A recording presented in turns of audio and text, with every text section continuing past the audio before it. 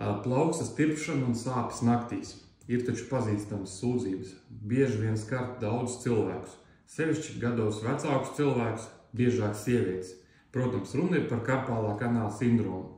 Slimības būtība ir tāda, ka plaukstas pamatnē šeit dziļumā atrodas karpālais kanāls. Karpālais kanāls ir šaurākā vieta, kur nervs iet cauri.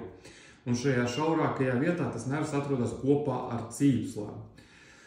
Karpālā kanāla sindroma gadījumā nervs ir nospiests, tādēļ, ka šīm cīpslām dzīves laikā palielinoties apjomā, nervam paliek arvien mazāk un mazāk vietas. Nervs tiek tādā veidā nospiests.